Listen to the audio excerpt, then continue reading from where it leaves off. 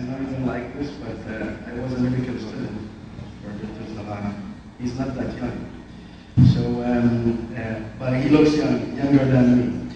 I know that you might ask yourself, why I'm here now. This is an nephrology session, and why I'm looking. However, due to the timing for me and that I have to go back tomorrow, I needed to start this talk today. However, it's not that far from what we are talking, because I will talk about diabetes, which is to some extent have some relation to. I have difficulty to find my talk.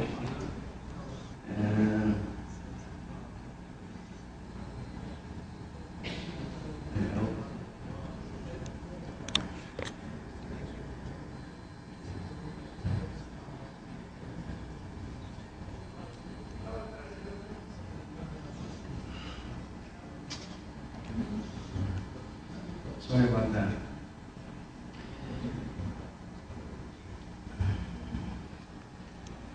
I know it's late, to start a state-of-art lecture, and I promise that I will take only a short period of time. I will talk about the contemporary evaluation and management of diabetic cystopathy. And due to the fact that right now, actually, we have a high prevalence of diabetes in Saudi Arabia, and from many studies, we found that there is almost 25% of Saudis would have diabetes. And it is quite common in a way that I think that in the future maybe there will be a urologist who is only dealing with the diabetes and its complication. And from an international study, it showed that there is in Saudi Arabia the highest prevalence of type 2 diabetes. And it is in over 10% of adults in USA and Switzerland and Austria. And it's the least in Norway, China, and Iceland. However, again, it's the highest in Saudi Arabia. So we have a problem, and we have a disease that is quite common, and I think we have to be more knowledgeable. And it's not only with regard to incontinence or to the bladder itself. I think there is a renal problem, and also at the same time there is andrology problem which is related to this disease. In 2025, the study showed that the estimate in Saudi Arabia would be more than 20%, and still we are the highest among all over the world. And I will go into my talk, and unfortunately, even though it is very common, diabetes is epidemic all over the world. However, the bladder dysfunction has not been assessed until now in epidemiological and longitudinal studies or even randomized controlled trials. The lower intake complications are among the most common complications of diabetes. And I'm sure that many of us will treat diabetic in his clinic at least 2 or 3 every day. The most common bladder symptoms from the blood complication of diabetes, we call it diabetic cystopathy. This term has been popularized by Freimut Muller, which was in 1978, and it means that it's almost 30 years ago.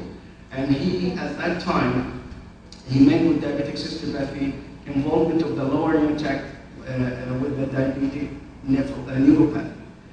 This would cause paralysis of the detrusor muscle, and it would lead to voiding difficulties.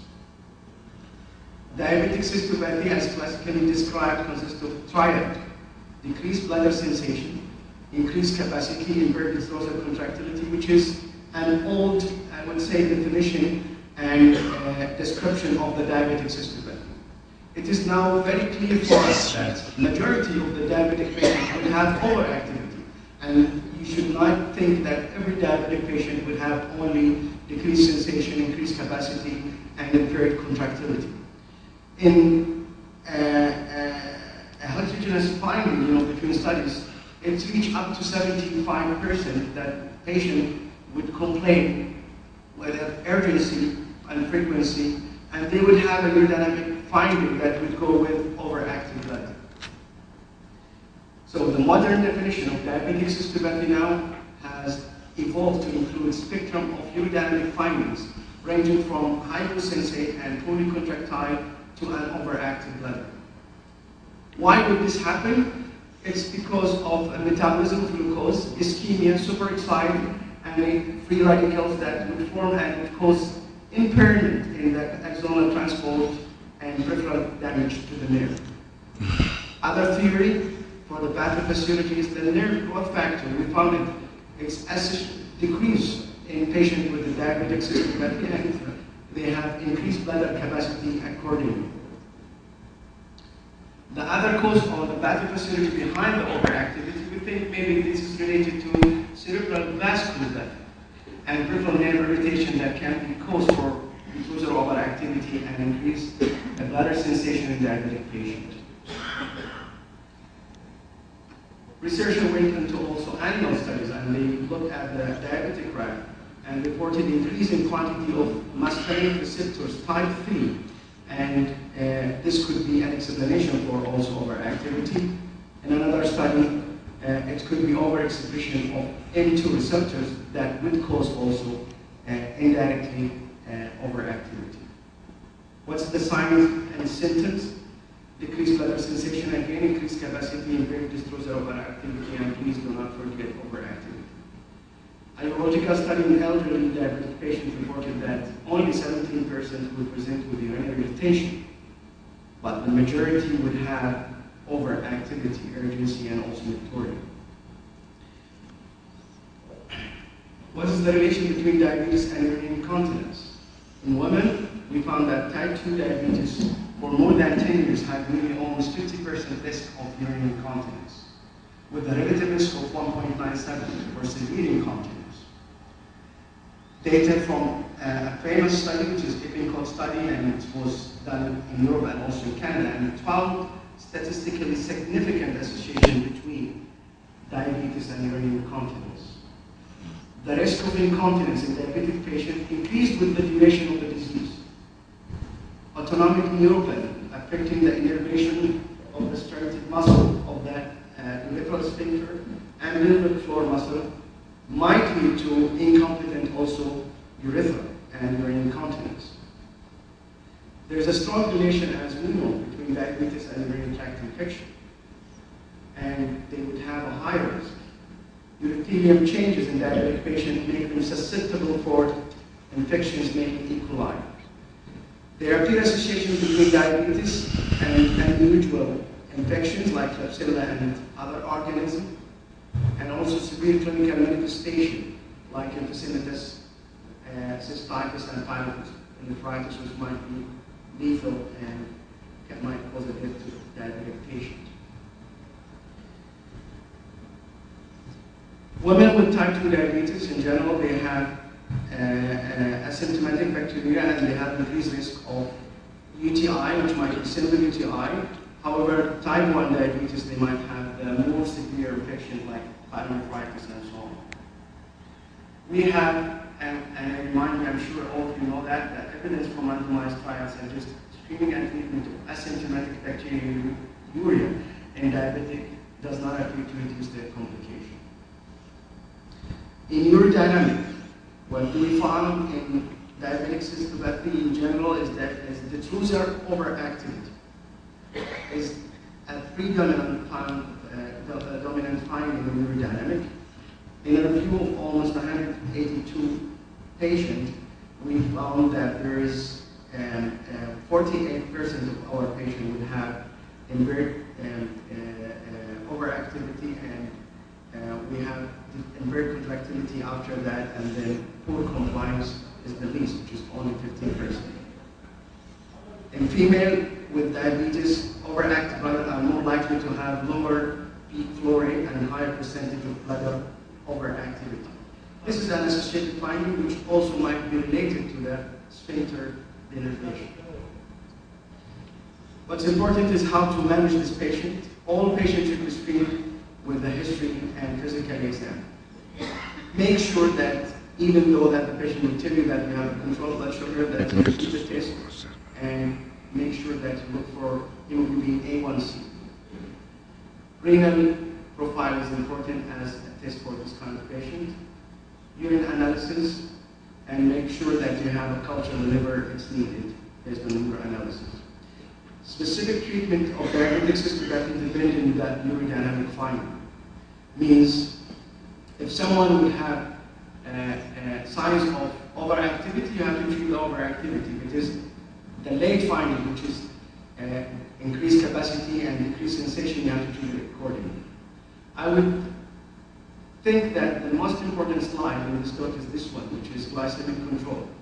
You have to control the blood sugar in order to achieve a better control of urinary symptoms and to prevent, the complication. Poor glycemic control and diabetic nephropathy lead to polyuria and increased mean body volume and functional bladder capacity. So early on, you have to make sure the patient will have a glycemic control. For patients with reduced sensation and adequate detrusor function, time voiding and double voiding is important. And it's very simple, and patients usually would listen and would be very cooperative to do this. And I think in my practice, this is very efficacious for treatment.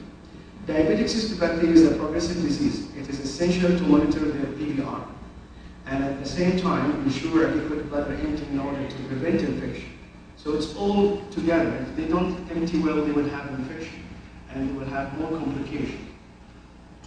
Significant impairment of detrusor contractility with impaired voiding, intermittent catheterization is the cornerstone for treatment in order to achieve empty and reduce the risk of infection. We give prophylactic antibiotic for those who have recurrent urinary tract infection that is almost 4 or 5 times or more daily. If there is overactivity, you give them antimuscarinic agent, and there's too many times we don't need to go through it. Imipramine is another medication that showed effective results in patients with diabetic cystopathy. We don't have a lot of surgical treatment for them. However, we found that from many studies that sacral neuromodulation, it might be effective in diabetes treatment. And when we compared it to non-diabetic patients, they have a similar result, but they would have a higher risk of infection and exploration. In a worldwide clinical trial, 71% improvement in urinary retention after 5 years follow-up in diabetic patients. Botulinum toxin is a very commonly used right now in urology and still can be used in diabetic cystopathy if they have overactivity. Unfortunately, some they use it for patients that have a large bladder capacity, decreased sensation, which does not make sense and without any effect. In my practice, I found this is a very good second-line treatment for refractory overactive bladder in patients with diabetes. In the future, we might have some treatment for this kind of complication of diabetes, which is in animal study, intraperitoneal injection of vitamin E, or in hexaconazole injection also in rice. It showed that there might be some changes in the bladder that would reverse the complication of diabetes. And this finding might be used to develop a novel therapy for patients with diabetes. In conclusion, diabetic cystopathy, as classically described, consists of a triad of decreased bladder sensation, increased bladder capacity, impaired detrusor contractility. However, it is now clear that a significant number of patients will have overactive bladder.